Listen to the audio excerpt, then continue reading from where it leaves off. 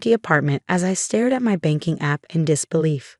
The relocation fund from Anderson Global, $250,000 meant to facilitate my move to their Tokyo headquarters, had vanished overnight. My phone buzzed with an incoming call. Diana, my mother-in-law. My stomach twisted as I answered, already knowing what was coming. "Oh, Amanda dear," her voice dripped with false sweetness. "I suppose you've noticed the money's gone. I had to make an executive decision as family matriarch. Jessica needed that beach house more than you needed to move to Japan." I gripped my phone tighter, my knuckles turning white. Jessica, my sister-in-law, had been complaining about wanting a vacation home since her divorce. Of course, Diana would prioritize her daughter's wants over my career. "That money wasn't yours to take," I said, keeping my voice steady despite the rage building inside me. "The company deposited that for my relocation. It's tied to my contract." Diana's laugh was sharp, cutting. "Please, you don't deserve that position anyway. Everyone knows you only got it because of your fancy degrees. Jessica has real talent, real needs." Besides, her voice turned smug. "I had access to the account through Michael's name.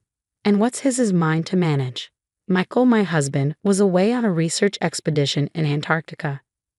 No phone contact, just emergency satellite communications for another 3 weeks. Diana had timed this perfectly. "Thanks for letting me know," I replied calmly, already pulling out my laptop. Diana's triumphant laugh faltered at my composed response. "That's it? No crying, no begging." She sounded disappointed. "Well, it doesn't matter. What's done is done. The money's been transferred and the beach house paperwork is being processed.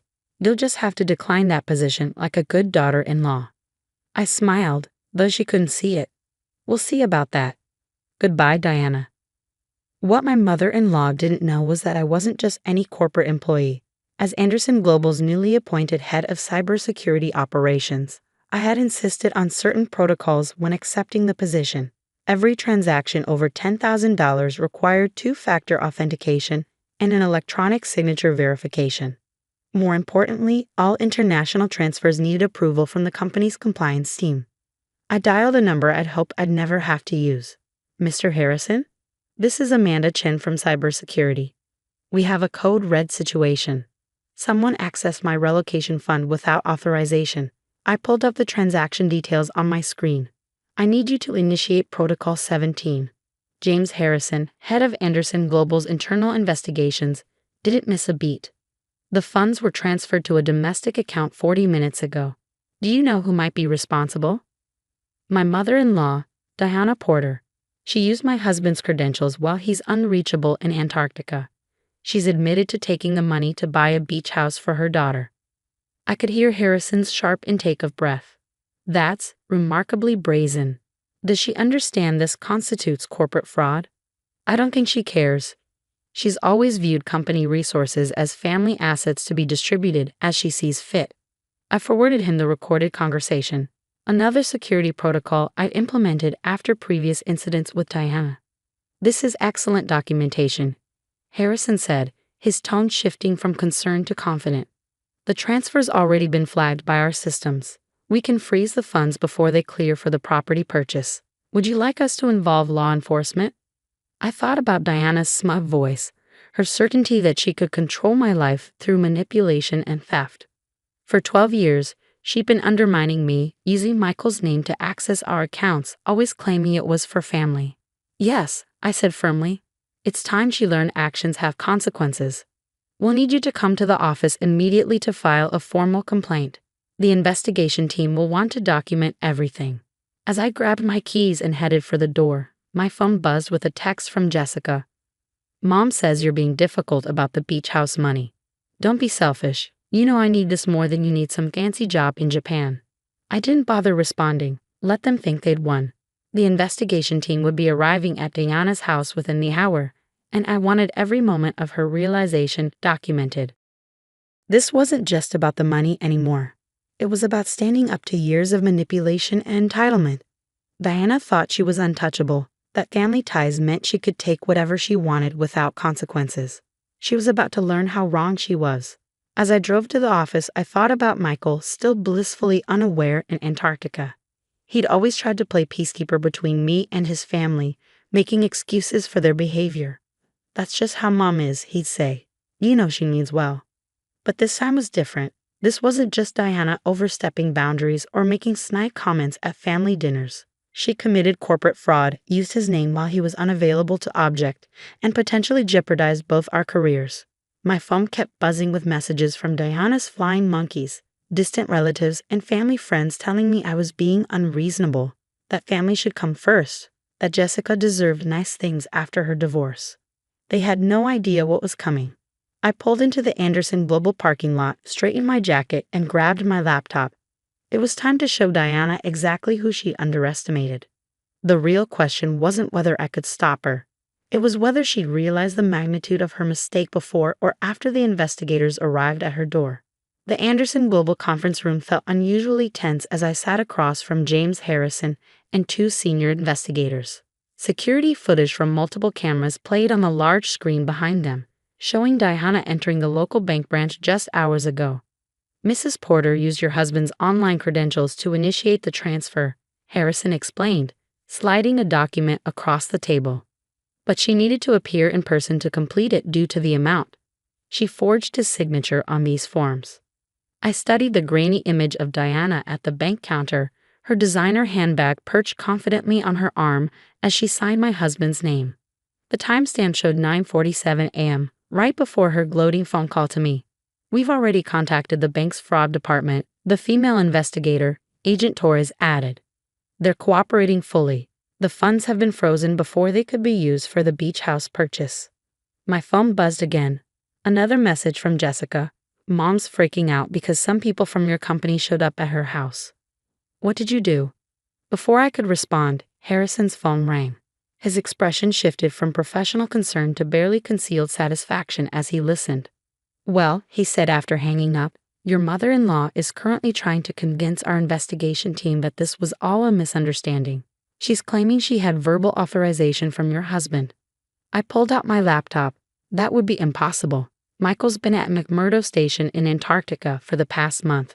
Here's his expedition schedule and the communication blackout protocols. I turned the screen to show them. The only contact allowed is for life-threatening emergencies via satellite phone. "This is excellent," Agent Torres said, adding the documents to her file. "Mrs. Porter's story is already falling apart."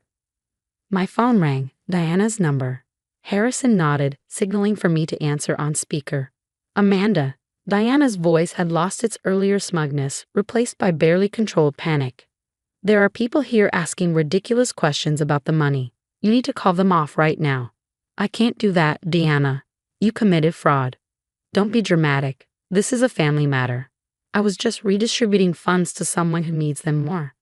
"Jessica's realtor is expecting the money today." "The money isn't yours to redistribute," I replied calmly. "It's company funds specifically allocated for my relocation. What you did is criminal." "Criminal?" she sputtered. "I'm your mother-in-law. Everything in this family goes through me. Michael would understand." "Michael is unreachable in Antarctica, which you knew when you forged his signature. The bank has security footage, Diana. The company has documentation. It's over." There was a long pause. When Diana spoke again, her voice was different, smaller, with an edge of fear. "These people are saying something about criminal charges. You wouldn't do that to family, would you?" I thought about all the times she'd used that word, family, like a weapon. How she'd wielded it to justify every boundary crossed, every manipulation, every attempt to control our lives. "You're right, family wouldn't do this to family," I said. "Remember that next time you're signing someone else's name on bank documents." I ended the call, looking up to find Harrison and Torres watching me with something like respect. "The police are on their way to her house now," Harrison said. "The evidence is clear-cut. Mrs. Porter will likely face charges for fraud, forgery, and attempted theft." My phone lit up with a text from Jessica. "Mom's being arrested? This is all your fault. That beach house was supposed to be my fresh start." I switched my phone off, focusing on the matter at hand. "What happens next?" "The company will press charges," Harrison confirmed. "This isn't just about the money. It's about maintaining the integrity of our security protocols. Your mother-in-law tried to sabotage a key executive's international transfer. We take that very seriously." As if on cue, my email pinged with a message from Anderson Global's CEO.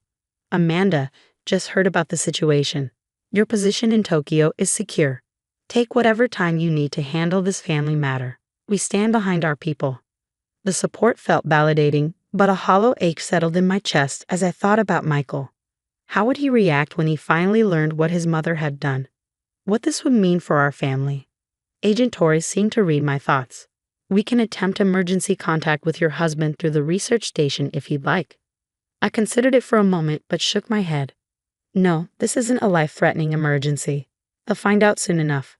As I left the office that evening, my phone had accumulated dozens of missed calls and messages. Family members calling me heartless, accusing me of overreacting, insisting I should have handled things privately. None of them mentioned that Diana had committed actual crimes. None of them acknowledged that she had tried to derail my career for Jessica's beach house dreams. I drove past Diana's house on my way home. Police cars were still parked outside, their lights painting the manicured lawn in alternating red and blue. Jessica's car was in the driveway, and I could see her gesturing angrily through the front window. Let them be angry. Let them finally face consequences. Back in my apartment, I opened my laptop to find an email from Diana's attorney requesting a meeting. They wanted to discuss resolving this misunderstanding without further escalation. I forwarded it to Harrison without responding. There would be no private resolution this time, no sweeping things under the rug for family peace. Diana had finally crossed a line that couldn't be uncrossed, and now she would learn that some mistakes can't be fixed with manipulation and guilt trips. As I prepared for bed, my emergency satellite phone, the one only to be used for contacting Michael in true crisis, lit up with a message. Multiple attempts to reach Dr. Porter through civilian channels. Please confirm status of family emergency. I stared at the phone, knowing I could press one button and bring Michael into this mess early. Instead, I replied, no life-threatening emergency. Family situation secure. Maintain scheduled communication blackout. Let Diana explain herself when he returned. Let her try to justify stealing my future for Jessica's beach house fantasy. I had 3 weeks until Michael's return, and I intended to let the legal system do its work without emotional complications. Diana had always underestimated me, treated me like an outsider who should be grateful for scraps of family acceptance. Now she would understand exactly who she tried to steal from. I wasn't just her son's wife anymore. I was a senior executive who protected herself from exactly this kind of manipulation. And I was done playing family politics. 3 weeks passed like a slow-motion replay of chaos. Diana was released on bail, but the damage was done. Her perfectly curated social image crumbled as news of her arrest spread through their elite social circles. The country club suddenly couldn't find her tennis court reservations, and her charity board position was quietly suspended. Jessica alternated between sending me threatening messages and desperate pleas to drop the charges. Mom's reputation is ruined, her last text read. All because you couldn't share your good fortune with family. I focused on preparing for Tokyo, letting my lawyers handle the legal proceedings. The company had upgraded my security clearance and added extra protective measures to all my accounts. Harrison kept me updated on the investigation's progress, each new detail revealing the extent of Diana's planned deception. Then, exactly 21 days after Diana's arrest, my phone rang. Michael. Amanda. His voice sounded tired, confused. I just got back to civilization, and what's happening? Mom's under investigation. Jessica says you're pressing charges. I took a deep breath. Your mother forged your signature to steal my relocation fund. She tried to use it to buy Jessica a beach house. Silence filled the line. She wouldn't. He paused. How much? $250,000. She waited until you were unreachable, used your credentials, and forged your signature at the bank. Another long pause. I need to see her. Michael, I said firmly, she committed fraud. The company is pressing charges, not just me. There's security footage, documented evidence, even a recorded confession. She's still my mother, he replied quietly. And I'm your wife. She tried to destroy my career to buy your sister a vacation home. The silence that followed felt different. When Michael spoke again, his voice had changed. Send me everything. I want to see all of it. I emailed him the entire file, the documentation, the footage, the recordings. Then I waited. 3 hours later, he called back. I'm so sorry, he said, his voice rough. I had no idea she would. I never thought. He trailed off. I'm at her house now. She tried to tell me it was a misunderstanding, that she was just trying to help Jessica. But I heard the recording, saw the evidence. She really did this, didn't she?